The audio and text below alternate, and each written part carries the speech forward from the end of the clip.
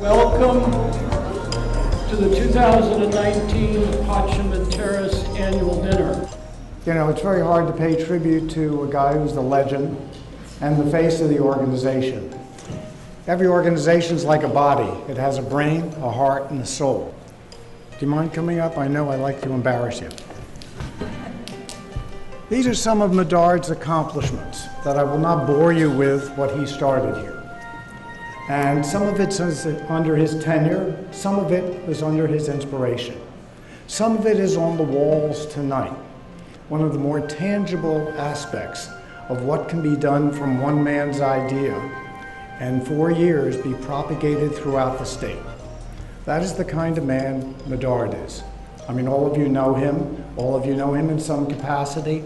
Few of us know him in every capacity. And it's very hard to show enough gratitude and tribute, but we certainly hope that he will always be part of this spirit and return next year for a good smile. Thank you, Medard. This is my last supper, annual dinner as the executive director of Potsdam Terrace. To be a little bit more precise, thank you also for your sensibilities and sense of responsibility for the state of our world, for you doing something, anything, for showing up, engaging in the noble battle for what is right, for listening to our better angels as we bend that arc of history ever more towards justice. Thank you to the people that I'm privileged to work with each day. I'm going to tell you something that happened to me 2 days ago.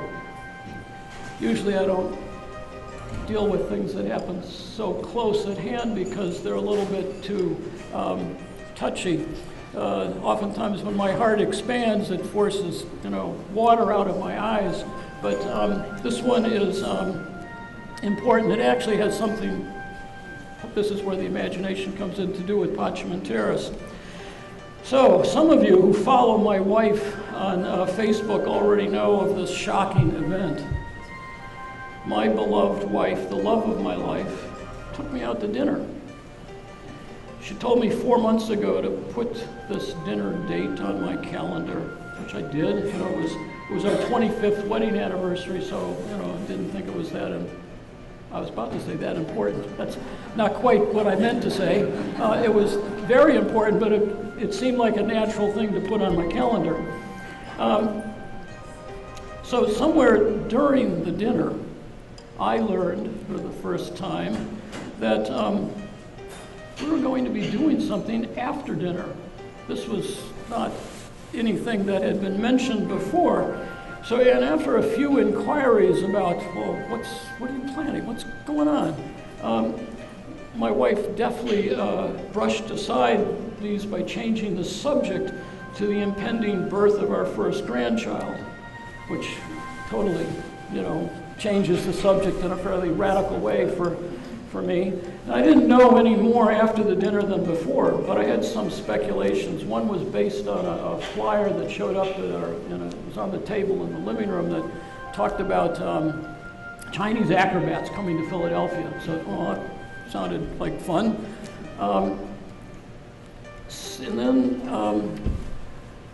we're done with dinner, and she puts into her GPS the next destination.